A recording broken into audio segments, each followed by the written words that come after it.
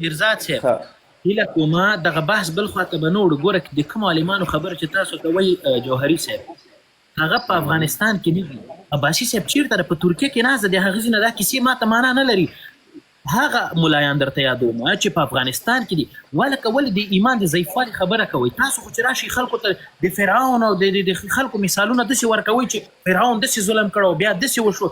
نن ورځ ولې د ملا صاحب هیبت الله خان د ظلم په وړاندې تاسې چپ یې؟ ولې نسئ ویلی؟ دغومره یوازې ته وایي جوهري صاحب زه دغه ځای کې دغه اوس نن نه بعد لیب نه راځم، یوازې وایي چې ملا صاحب هیبت الله خان په دې ولس ظلم کوي، مکتبونه یې بند کړي. ووایه مولوي صاحب هیبت الله په دې وخت کې په دې ولس باندې ظلم کوي چې هغه د انجونو مکتبونه نه خلاصوي، باید خلاصې کړي. اوس را سره صبر وکړه، صبر بس نه لري، صبر وکړه. ځواک صاحب ګوره دا ډېره غیر منطقي خبره ده چې تاسو راخیستې ده چې والله فلان کې د اسلام نه منکر شو، ډنګریا د اسلام نه منکر شو، ایران خلک د اسلام نه منکر شول.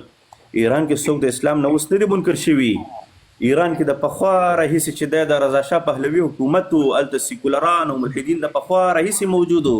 هلته چې دی د کمونیزم دپاره د پخوا راهیسې کار شوی دی. د ایرانین ریولوشن نه مخکې ته وګوره 3 پارټیانې هلته موجودې وې، 3 تنظیمونه موجود وو، 3 جهادونه وو. اوس په دا ټول افغانستان کې ما یو ملحد یو سیکولر هم ونه کته چې هغه د په وطن کې د فساد د وجې نه د افغانیت نه منکر شي. یو نه منکرېږي نه، په دې کې خیر و خیرت دی، هر یو وایي زه کټر افغان یم. خو چې کله د دین خبر راشي او زه په دې باندې خبر یم چې هغه ډېرو ملحدینو سره ما خبرې کړو. اوس ما عمر ورسره شوی دی، 10 کاله 12 کاله ورسره موږ بحثونه کړي دي. ښه په دې باندې خبر وي چې دغه ځای کې دا ملا د اسلام نه ناوړه استفاده کوي، دا بیا هم چې په اسلام باندې لګېږي، ملا باندې نه لګېږي. خبره کوم ځای کې دا سیب ځواک صاحب که چېرته یو څوک په دې دلیل باندې د اسلام نه ځي چې والا په ملا فساد کې ځکه زه اسلام پرېږدم، نو باید بیا به هغه په دې خاطر باندې د افغانیت ته وځي چې والا په افغانستان کې دلته فساد شوی ده او رشوتخوري شوې ده، ځکه زه د افغانیت نه وځم. نو دا دواړه یو مثال لري. په دې کې که د علما خبره نه کوي، دا نه خبره نه کول دا بیل جرم دی. خو ته به دا دلیل جوهري صاحب تا نه یو سوال وکړه، تا ورته د سوال ځواب ورکړه، دی ویل که تا دا سوال ځواب ورکړه زه لایف نه راځم. آیا ته پښتون یې، په خپله خبره دې وړال یې یا نه؟ وړال نه ولاړ. اول خو پښتو زده که ته وړال شي. ګوره دا خیر دی، زه سهاک صاحب دا خبره به پرېږدو. زه به موډریټري وکړم، زه به دا مېلمنو ته ستړي مه شي وکړم او د هغې تر څنګ زه کولی شم هغه 3 منټي اوپشن خلاص کړم چې هر څوک بس په هغه خپل نوبت کې 3 دقیقې وغږېږي. پوینټ اف ویو باندې بیا به نور بیا ډېر زیات وخت نیسي سیاسي. ګورئ جوهري صاحب ما درته ویلې که نه چې فساد د وطن په وړاندې فساد څوک ظلم کوي، بما عقل دا اجازه کوي چې دغه د فساد د وطن په وړاندې فساد ده. نه دلته علم ته ضرورت شته، نه دلته پوهې ته ضرورت شته، نه فتوې ته ضرورت شته. کرزي 14 کاله ولس غولولی ده، درته زه ثبوت سره وایم چې دې ولس غلط کړی ده. نه علم ته ضرورت لرم، نه فتوې ته ضرورت لرم، نه کوم بل کوم سورس او منبع ته. کله چې خبره د اسلام له درسه کېږي، ملا صاحب هیبت الله خان مکتبونه بند کړي، اوس زه په کوم باندې راپاتې کېږم د دې خبرې رد وکړم؟ نیسم کولی، ځکه دلته علم ته ضرورت ده، دلته اسلام باندې ځان پوهولو ته ضرورت ده. کوم چې د ما نوي سلنه ولس علم نه لري، اسلام باندې پوه نه ده، په کوم منطق باندې د ملا صاحب هیبت الله خان دا خبرې رد کړي؟ په کار چاته ده؟ ستاسو په څېر، نوروز صاحب په څېر او نور د دین عالمان چې دي د دوی ودرېدل پکار دي. دوی باید مخامخ ودرېږي او وغږېږي. دا زه در سره زه منمه چې د مکتبونو نه خلاصول دا ظلم دی په نجونو باندې، تعلیم باید خلاص شي. خو دا را سره ته ومنه چې یو څوک که د اسلام نه ناوړه استفاده کوي، ته ټول ملت ته جواز مه ورکوه چې تاسې وتلی شئ، ځکه چې تاسې په زوره تجاهل عارفانه چې ورته وایي که نه، په زوره قصدن هم ځان ناګاره اچولی د ملا په خطایانو باندې او تاسې د اسلام نه. خبره دا ده چې ملا په زرو کارونو کې یا په لکو قوانینو کې د اسلام نه خلاف نه ده روان، په یو 10 کارونو کې به روانې، 15 کارونو کې به روانې. دغه 15 کارونو کې دا ته راخیستلی شي، اوس کتاب په 2 ساعتو کې ځان خبرولی شي. بل راخیستلی چې یو سړی ټول دین پرېږدي ورته او یو 3 صفحې مطالعه نه کوي، یو 3 ساعته مطالعه نه کوي. چېرته د نجونو مکتبونو باره کې نړیوال علما څه وایي، د افغانستان د طالبان یا د امارت نه بغیر نور ملیان څه وایي، دې کې چې د ګاونډي هېوادونه څه وایي، په دې کې چې د په غرب کې کوم علما یا دایانو سیږي هغې پکې څه وایي. نو چې سړی دونه تحقیق نه کوي او د ټول اسلام نه ورپسې منکرېږي که نه. زما او ستا مشکل حل شو جوهري صاحب. زه نور دغه اخره نن نقطه دلته درته ږدم او نور چې کله د نړۍ ټول علما دې خبره کوي، دوی اګري کړې ده چې د انجونو دپاره اصلي علوم فرض دي او هېڅ ستونزه پکې نشته. په کار دی ولس ته اوس څه شی دی، ولس باید د دغې پرېکړې په وړاندې چې 4 کاله کېږي خوندي تړل شوي باید څه کوي، څه شی باید وشي؟ درې اپشنونه دي. یو ښه مهرباني وکړئ نوروز صاحب تاسو خبر. جزاک الله خیر. ځکه په دې باندې موږ لایف کې هغه کوي د ایکو له منځه ځي، مایکونه کې میوټ کوي. موږ په دې موضوعاتو فکر کوم چې دا به دریم څلورم لایف چې بحث کیږي او یو نتیجې ته نه رسیږو، ځکه صرف بحث کیږي، عملی میدان کې موږ چې نه کوو تقریبا. نو زما په نظر باندې د دې لایف کې د په ځای چې موږ دغه بحث په شکل بحث مخکې ویسو، نو دا بهتره دا ده چې یو سټریټیجیک پلان سړی جوړ کړي چې په هغه باندې کار وکړي او دا مشکل حل شي، که واقعا مشکل حلول لاره وي.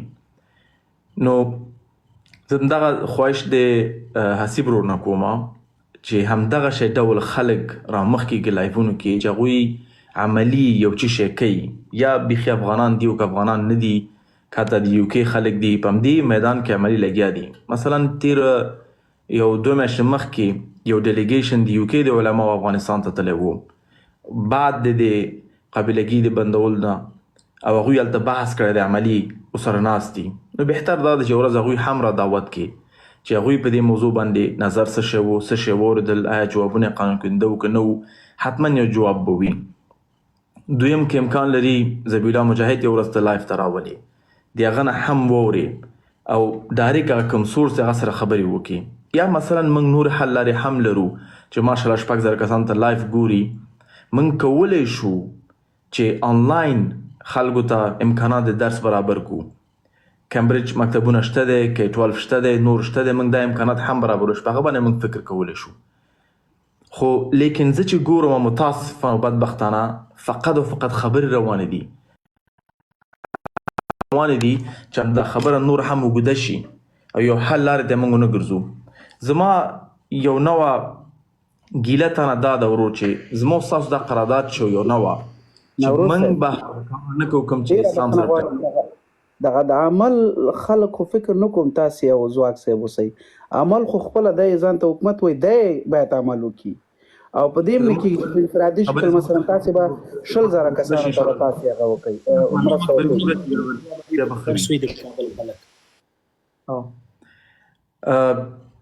لیکن متاسفانه هغه کسان چې نن بیا ستاسو لایفونه کینی چې هغه رسول الله صلی الله علیه وسلم ته محمد وایي، نو زما په نظر باندې یو حل لاره ځوانانو ته نه ده. د عبدالله ورور پوښتنه جواب کما، زما یا د حسیب یا همداسې د اسامه جوهري یا د اسحاق صاحب فکر نه کوم چې زموږ جد و جهاد ټول افغانانو نجونو مشکل حل کی، لیکن د سلو خو به حل کی کنه، د زرو خو به حل کی نیست، نه خو به خوي کنه. آیا د خبرو نتیجه خو به مثبت وي په عملی میدان کې، یعنی تش خبرې خو به نه وي. نو زما په نظر دا ټول لایف راځي په دې خبرې وکړو، ټول افغانان هم ناست دي، بغیر د نظام نه موږ څه شی کولی شو خپل خویندو ته چې د هغوی امکانات برابر کړو. ځکه زه ته خبر وکړم، لینن په خپل یو کتاب کې لیکي چې کوم کسان چې صرف په سیاست خبرې کوي او په عمل کې هیڅ هم نشي کولی نه کوي، هغه ته بیزي ایډیټس ویلي دي. نو ولې موږ ځان نه بیزي ایډیټس جوړ کړو او تشې خبرې وکړو او نتیجه معلومه نه وي؟ ولې په دې بحث نه کوو چې موږ څنګه کولی شو خپل خویندو سره د همدې بالکل نوروز صاحب نن دې بیخي ښه خبره وکړله. زه د دغه 6,000 کسانو په وړاندې به زه به د خیر یو خیریه بنسټ زه جوړ کړم، یو دلته چې نور ملګري دي دوی به هم جوړ کړي او د خیر دا ولس به په خیریه بنسټ باندې چلو، مکتبونه به هم جوړ کړو، پوهنتونونه به هم جوړ کړو. نه همدغه بله لاره نه لري، په شخصي پیسو خو یې تم نه کوې، ته خو د خیریه بنسټ له لارې کوې، موږ به هم خیریه بنسټ جوړ کړو، بیا د خیریه بنسټ له لارې به د خیر افغانستان خلکو ته خدمت وکړو. هیڅ لازم نه دی، یو ویب سایټ جوړ کا، استادانو ته ونیسه، زوم لارې آنلاین خلکو درسونه ورکا، کوم کسان چې انټرنیټ نه لري هغوی ته امکانات برابر کا. دلته هیڅ خیریه بنسټ په کار نه دی. نو زه ځکه وایم پیسو ته به ضرورت، ته خو پیسو ته به ضرورت یې، زه دومره پیسې د دې دومره ولس په وړاندې زه له کوم څه نه کولی شي چې کمپنیو ته جوړه کړي، کولی شي چې مثلا ضرورت د خیریه بنسټ جوړ کړو ته، کولی شي چې هر یو ته موږ سره ډیولپران شته دی، یعنې کولی شي بیا د هغې له لارې ولس ته کولی شي موږ کمیونټي ورک وکړو، ډیولپران موږ لرو، انجینران لرو، دلته یو ایکس واي ډیزاینران لرو، اي آی انجینران به لرو. کولی شو موږ کمیونټي ورته وکړو، دنیا ته هم ښکاره کړو چې د افغان عوام راټول شو مشکل حل کړو. لیکن باید یو مشکل که 3 کال هلته مکتبونه بند دي، موږ څه کړي؟ دا باید سړی په ځان نه پوښتنه وکړي په عمل کې موږ کړي څه شي. په فردي لحاظ دا زموږ مسؤلیت نه دی، ته حکومت یې، ته مالیه اخلې له خلکو. ګوره په انفراد تاسو ډېر ښه کار کوئ، خدای دې خیر درکړي. ځواک صاحب به هم کوي، یو بل ملګری به هم کوي. ته اول دا ده که سبا دغه طالبان اعلان وکړي چې تاسې حق نه لرئ دغه کار وکړئ، څه ورته وایي؟ ګورې زه ته خبره کوم، هغه شیان چې هغوی نشي بندولی، ته ولې هغه اول نه په ځان بندې؟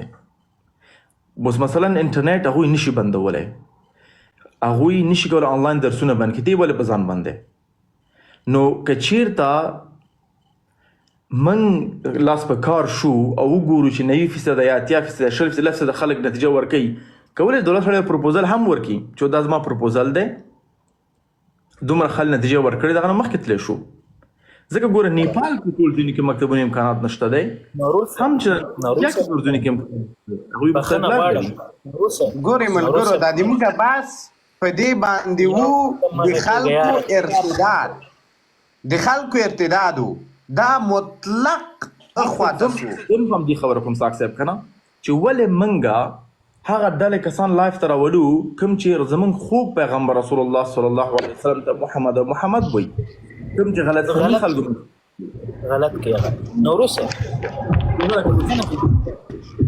یوم ولې موږ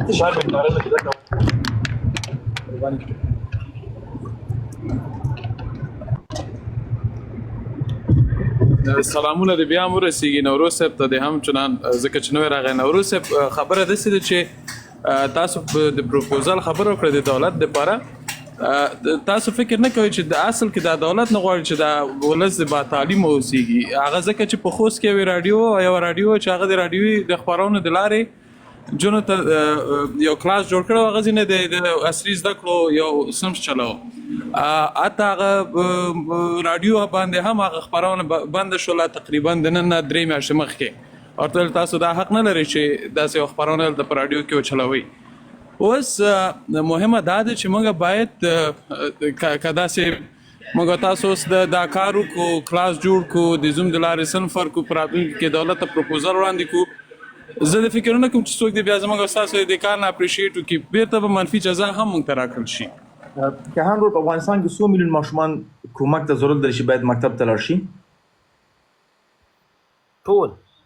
ټول ماشومان په افغانستان کې چې موږ څومره ماشومان لرو ټول ضرورت لري، او ماته اقسام معلوم نه دي دقیقه چې زه درته وایم. ټول ماشومان موږ د شپږم نه لاندې لرو چې مکتب ته نه ځي، موږ د شپږم نه لاندې لرو چې مکتب ته نه ځي، موږ لاندې لرو چې مکتب ته نه ځي، ماته دقیقه ارقام معلوم نه دي. افغانستان تر اوسه د ټول نفوس شمیرنه نه ده چې دغه ډول د څېړنې کوم څه چانس شته په افغانستان کې. موږ بحث په دې باندې نه ده، ولې تاسو دا د بحث مکمل عنوان تغییر کړه؟ دا زه به دا خبر کهان ور زمونږ توجه فقط په بحث دا چې نجونې اووم سن نه بعد مکتب ته نه ځي، سمه ده، شپږم اووم سن نه بعد مکتب ته نه ځي، لیکن دا مکمل هیر کړی دی چې موږ هم دا اوس میلیونها نجونې لرو چې هغوی شپږم سن مکتبونه خلاص دي، لیکن هغوی ته امکانات نه لري.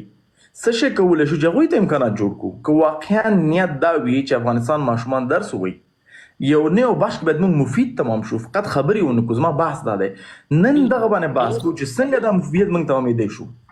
نوروز صاحب محترم، ستاسې خبرې ټولې پر ځای دي، خو موږ او تاسو 40 میلیونه ولس کې او هغه چې ته کوم ارقام دلته وړاندې کوې، موږ او تاسو به څومره دغومره ظرفیت ولرو چې دغه ټول کور کړو.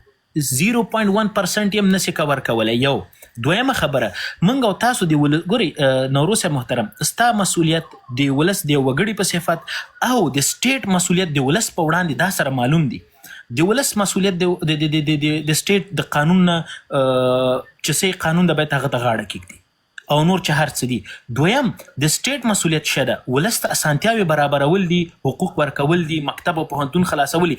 زه څنګه دا مسولیت په لاس دا حق ځان ته ورکم چې زه خلکو ته مکتبونه خلاص کم، زه خلکو ته کورسونه ورکم. د امریکا په کوم ځای کې، د اروپا په کوم ځای کې ته ماته وښیه چې خلک را پاسېدلي خلکو ته کورسونه پوهنتونونه جوړ کړي چې تاسې پکې درس ووایي. دا خو د پوهنتون د دولت او د سټیټ مسولیت ده. که چېرته یو ورځ ماشوم مکتب ته لاړ نشي ورپسې کور دولت ورته زنګ وایي چې څنګه د ماشوم مکتب ته نه در رالېږلی. موږ باید د سټیټ مسولیتونه او د ولسونو مسولیتونو فرق اوسو کولی. ورو نظر دې بالکل صحیح دی. دلته هغه به آیډیل کیس باندې خبره کوي. افغانستان امریکا نه ده. یو آیډیل کیس حتی په امریکا کې کمیونټي کالج نه ده، هغه اکثر کمیونټي فنډډ دي. همچنان ته نور ایجوکیشنل ټریننګونه لري چې کمیونټي فنډډ دي، سټیټ فنډډ، سټیټ ته محدود فنډ ورکوي. زما نظر دا دی چې هغه یو ښه خبره ده چې ټول زموږ وروڼه خویندې مکتب ته لاړ. اوس هغه آیډیل کیس نه لرو. دویم حل لاره څه شی ده؟ یو حل لاره دا ده چې اقلا زما په نظر باندې که چېرته دا راته ووایه چې 100 کسان د یو اوبو کې غرق شي دی او که هغه نه ټول غرق شي دی، که هغه 10 کسان ته بچ کړي، ته مې وخبرې. زموږ بحث دا نه ده، زموږ بحث په دې باندې شروع سو. دا لاره ده